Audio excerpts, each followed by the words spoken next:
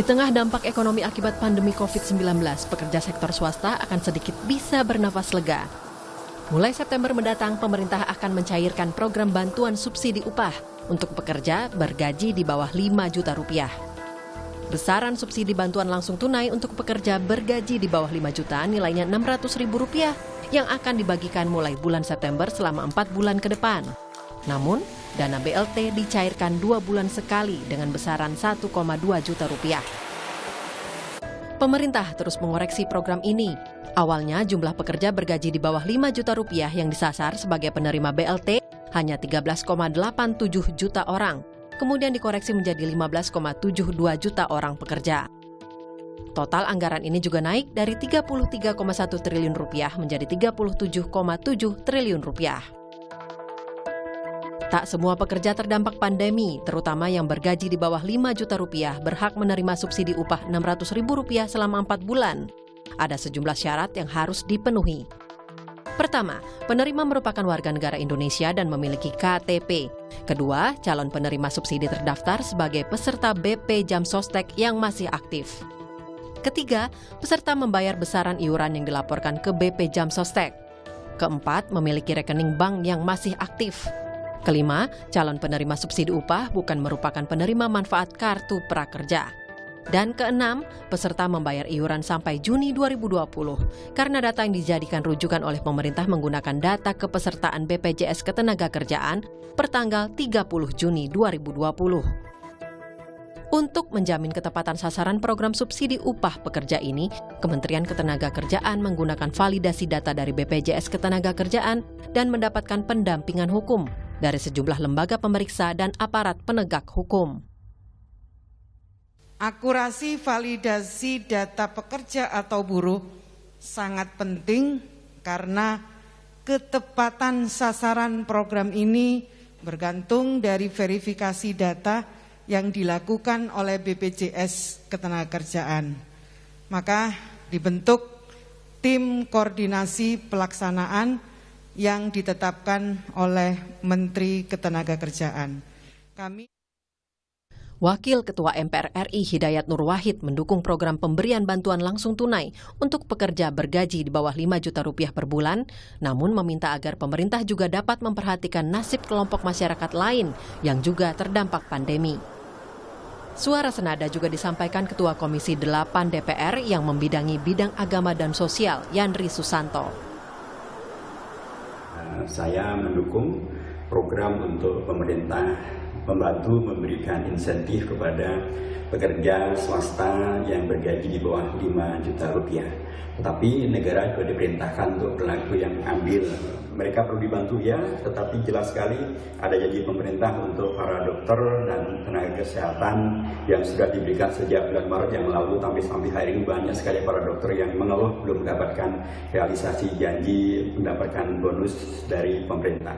Juga rekan-rekan dari para guru dan para guru swasta maupun guru honorer. Karena itu kami minta sebelum stimulus ekonomi itu diberikan kepada yang berpenghasilan di bawah 5 juta dicairkan atau disalurkan, dipastikan bahwa data bisa dipertanggungjawabkan.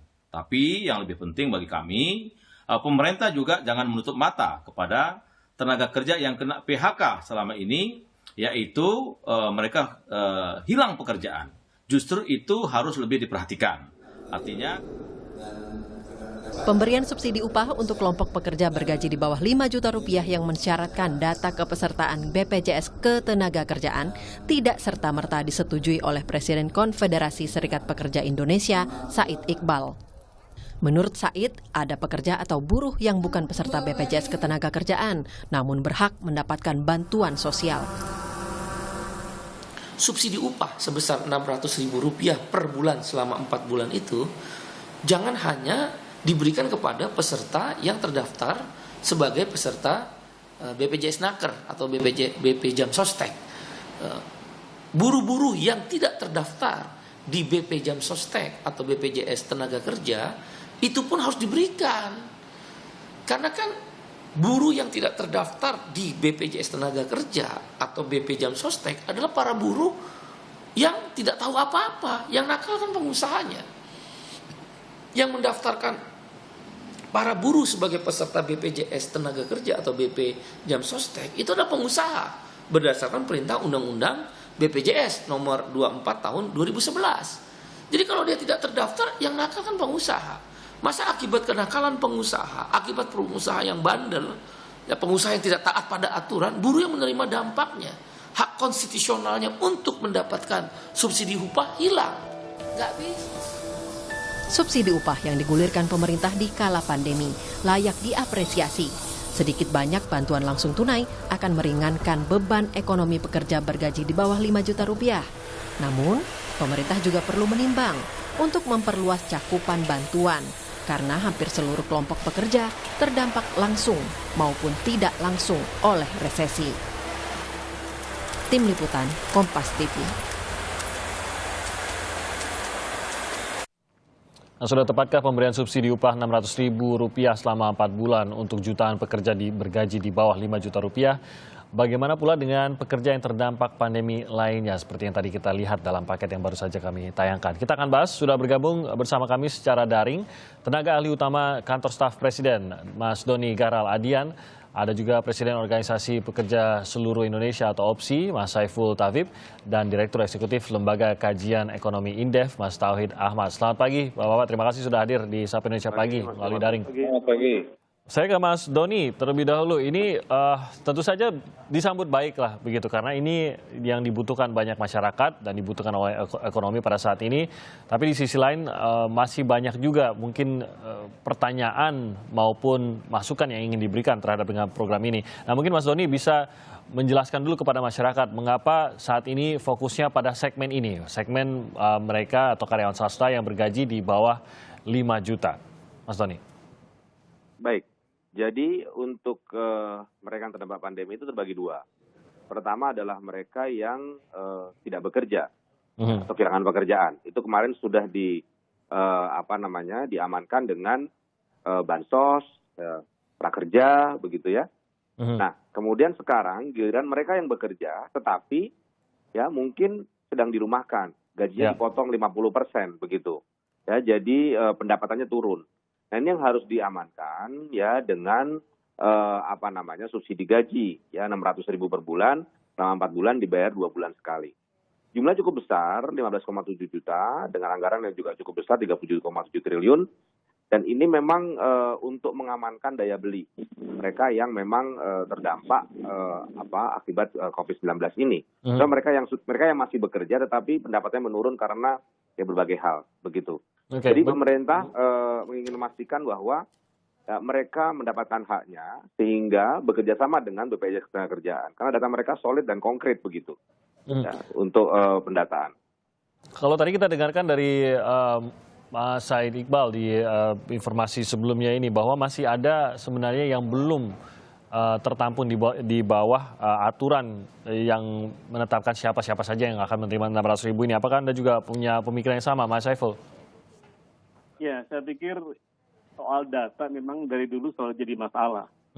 Tapi apapun kondisinya, kami dari kalangan serikat pekerja, serikat buruh itu sangat menyambut baik program ini dalam rangka mendongkrak daya beli masyarakat, wabil khusus masyarakat pekerja. Nah, jadi memang soal data ini, kalau hanya mengacu kepada data yang ada di BPJS Naker, itu masih perlu dipertanyakan. Kenapa? Karena sesungguhnya itu ada yang namanya Undang-Undang nomor 8 tahun 71 yang mewajibkan wajib lapor bagi setiap perusahaan tentang ketenagakerjaan. Berapa jumlah pekerjanya, bagaimana upahnya, dan segala macam hal. Artinya seharusnya pemerintah itu berkoordinasi dengan disnaker di daerah-daerah untuk memastikan kevalidan data dalam rangka menyalurkan bantuan ini. Jadi kalau hanya bersandar pada BPJS Naker, itu memang masih sangat diragukan. Dan saya memprediksi jumlahnya mungkin bisa 2 kali lipat dari data yang ada di... Jadi menurut Anda seharusnya pegangan datanya bukan BPJS Naker, tapi justru daftar pekerja di kota-kota masing-masing, begitu ya?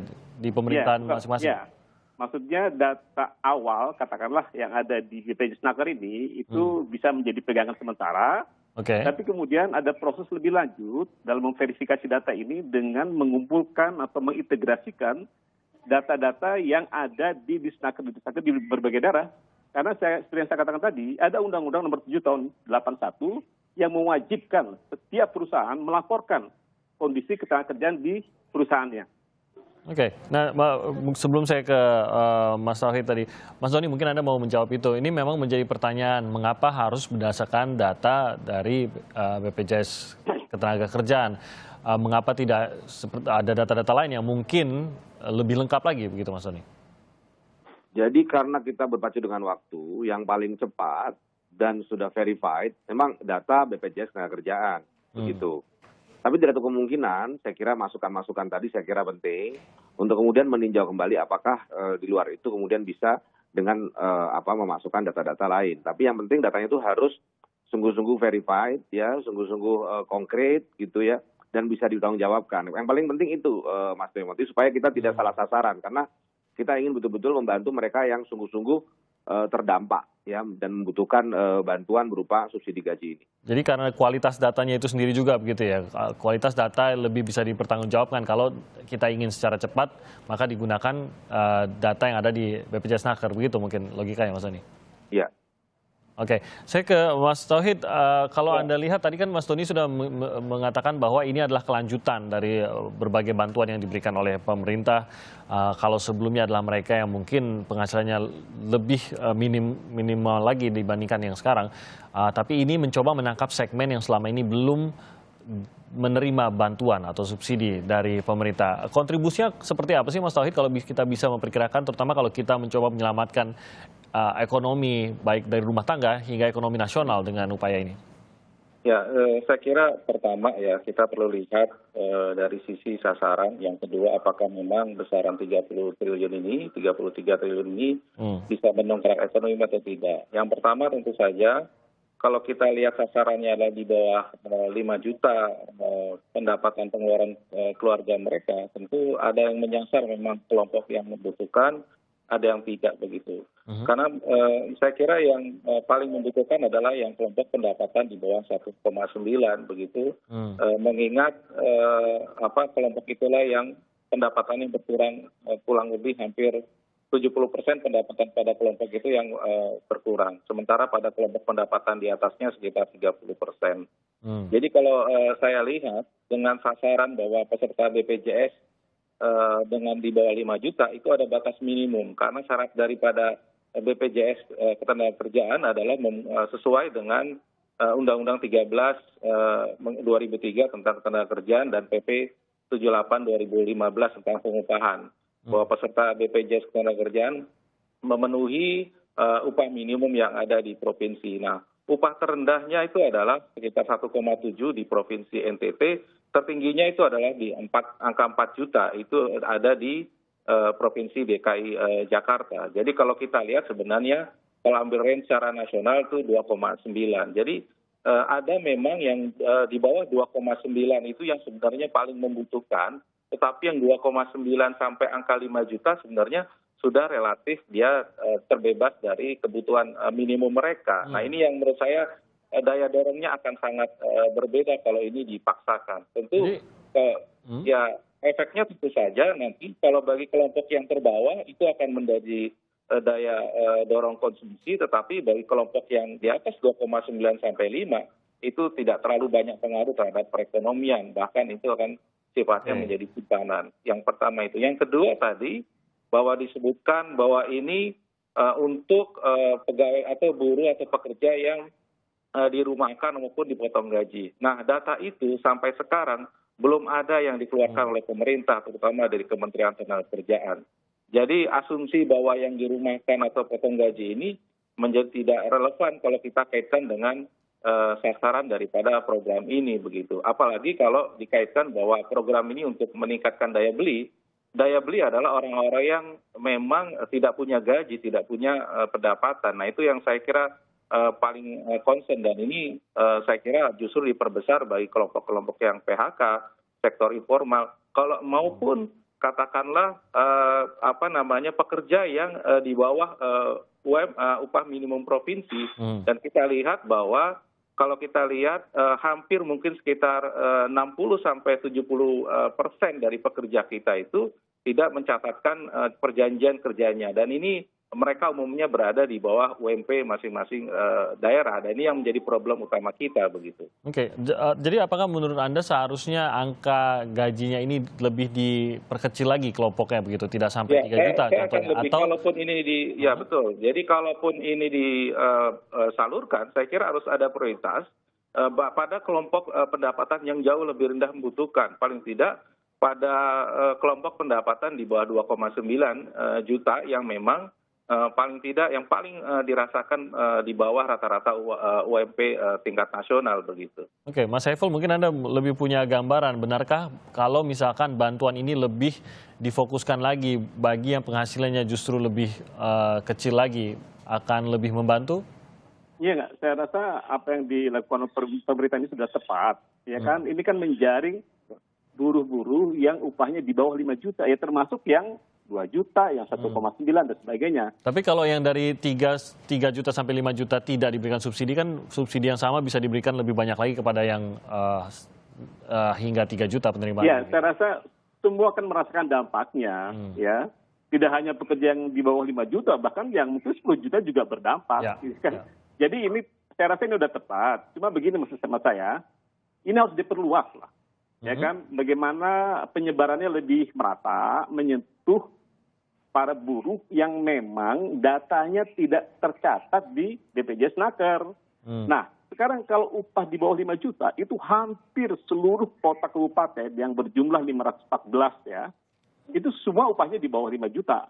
Yang tertinggi kan Kabupaten Karawang, bukan Jakarta, Mas, tadi saya koreksi. Karawang itu 4,6 juta. Ya, itu tertinggi. Artinya 514 buruh, 500 kabupaten, nah buruh-buruh yang ada di sana itu wajib katakanlah terkena mendapat atau sebagai sasaran dari program ini. Nah, ini artinya soal data itu yang menjadi sangat penting, ya. Karena kalau tidak, verifikasinya tidak tepat, nanti akan menimbulkan kecemburuan, ya kan? Belum lagi ini pegawai-pegawai honorer tadi ada disebutkan di rumah sakit kah, di instansi pemerintah lah. Juga pekerja outsourcing, pekerja kontrak yang oleh pengusaha-pengusaha nakal itu tidak didaftarkan dalam program jaminan sosial. Nah, ini kan juga harus menjadi concern. Makanya saya katakan di awal tadi, sebaiknya data ini jangan stuck hanya pada data yang bersumber dari BPJS Naker. Harus dikembangkan dengan mengintegrasikan, menjaring data-data yang ada di dinas-dinas kerjaan di daerah tingkat 2, kota dan kabupaten.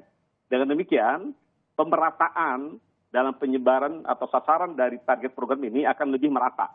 Dan itu yang akan berdampak dalam meningkatkan atau mendorong atau mendongkrak tingkat konsumsi dan daya beli kaum buruh. Ya. Dan saya yakin program-program yang lain memang sudah ada. Tapi memang untuk saat ini, program subsidi bantuan upah ini sangat penting, ya. Karena untuk program-program lain kan sudah menyentuh masyarakat yang lain, segmen masyarakat yang lain. Itu pendapat saya. Oke.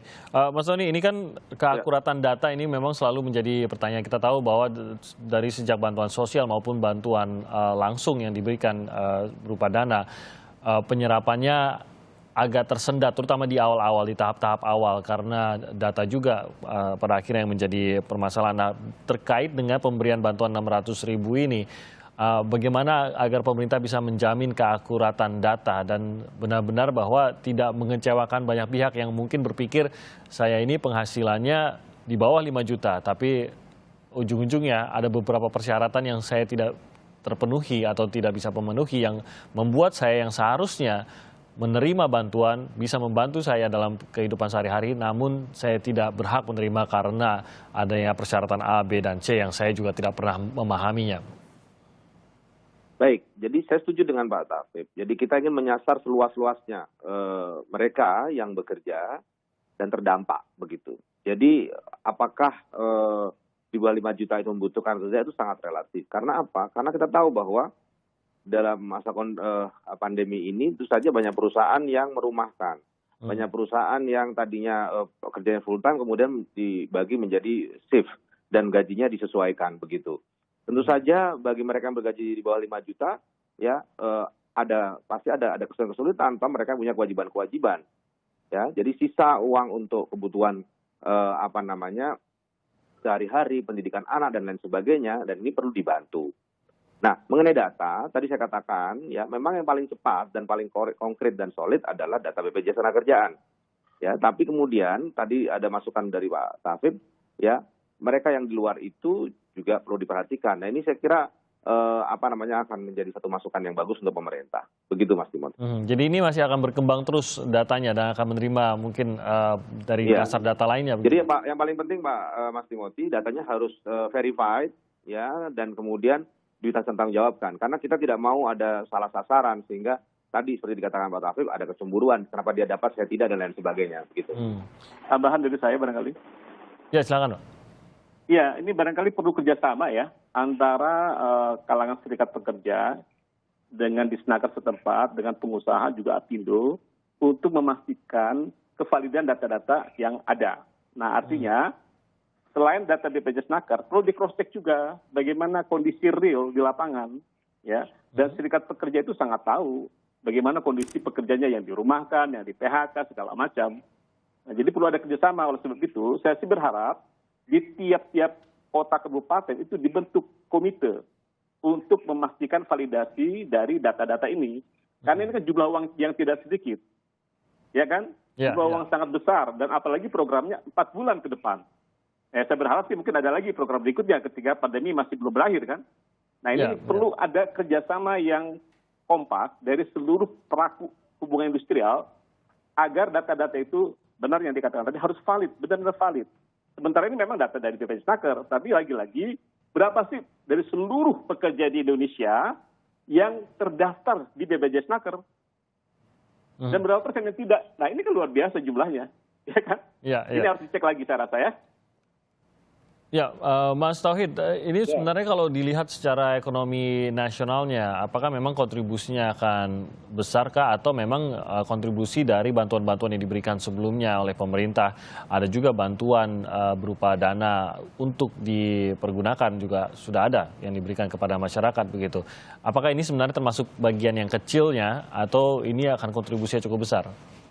Ya, kalau kita lihat pengalaman bansos selama 3 atau 4 bulan yang diberikan, ternyata kalau kita lihat perkembangan data itu tidak mendorong konsumsi lebih baik begitu. Bahkan triwulan kedua 2020 ini konsumsi rumah tangga justru turun begitu, minus 0,71%. Pemerintah sudah banyak sekali memberikan bansos cukup besar. Nah, problem utamanya adalah banyak bantuan sosial yang tidak tepat sasaran karena sebagian besar masuk ke kelompok menengah ke atas begitu. Nah ini yang jadi problem. Yang kedua jumlahnya tidak signifikan membantu konsumsi penduduk begitu. Nah kami khawatir kalau ini juga diberikan dengan skema yang sama bahwa yang semua mendapatkan buruh ya atau pekerja antara di bawah 2,9 dengan 2,9 sampai 5 itu tidak terlalu mendorong pertumbuhan konsumsi kita lebih baik begitu. Nah, kami memiliki satu perhitungan bahwa memang kita tetap akan menghadapi situasi ekonomi negatif di triwulan ketiga tahun 2020 meskipun sudah ada bantuan sosial. Karena tadi pada kelompok-kelompok masyarakat yang katakanlah ini menengah Pak ya, kalau kita lihat 5 juta itu 2,9 sampai 5 itu menurut persepsi Desil itu masuk kelompok menengah ke atas. Itu penggunaan uang memang untuk pendidikan dan sebagainya, tapi itu tidak mendorong pertumbuhan ekonomi lebih tinggi ketimbang dia digunakan untuk konsumsi makanan dan minuman. Dan padahal kelompok itu yang paling bawah itulah yang cepat menggerakkan perekonomian ketimbang kelompok pekerja yang antara 2,9 sampai 5 juta tersebut begitu. Kalau ketidaktepatan dari bantuan ini dalam arti penerimaan bantuan ini tadi Anda katakan bahwa terdeteksi banyak yang justru diterima oleh mereka yang dari kalangan lebih mampu. Apakah karena permasalahan data lagi atau justru di dalamnya ada mungkin pengawasan sehingga dananya bocor dan lain-lain? Nah, pertama saya kira ini soal konsep ataupun desainnya sendiri karena desainnya sendiri ini kan di bawah 5 juta begitu. Tapi kan kalau kita lihat batas minimumnya adalah BPJS Ketenagakerjaan upah minimum provinsinya itu 1,7 paling rendah di NTT sampai 5 juta. Nah, tentu saja kalau kita lihat dari sisi konsepnya ini yang menurut saya tidak mendorong begitu. Tetapi kalau dari sisi pelaksanaan saya kira relatif kecil untuk penyalahgunaan dan sebagainya karena menggunakan data BPJS Ketenagakerjaan yang saya kira jauh lebih baik dibandingkan data lain pada saat sekarang begitu. Meskipun demikian, memang saya ada usul tambahan katakanlah yang di bawah upah minimum ini juga perlu dimasukkan sebagai satu sasaran baru yang bisa dipertimbangkan. Karena memang banyak data-data yang tanda kutip ya pengusaha-pengusaha yang mendaftarkan ke BPJS Ketenagakerjaan dengan standar upah minimum, tetapi realnya adalah sebenarnya mereka di bawah upah minimum. Nah, ini yang menjadi problem tidak terdeteksi oleh data BPJS Ketenagakerjaan begitu. Kita akan bahas lagi bagaimana nanti mekanismenya dan juga bagaimana agar ada juga bantuan yang bisa mencapai kepada para pekerja yang tidak terdaftar di BPJS Ketenagakerjaan maupun mereka yang mungkin bekerja secara upah sehingga lebih tidak memiliki pemasukan tetap lagi. Kita akan kembali lagi di sesaat lagi di Sapa Indonesia Pagi.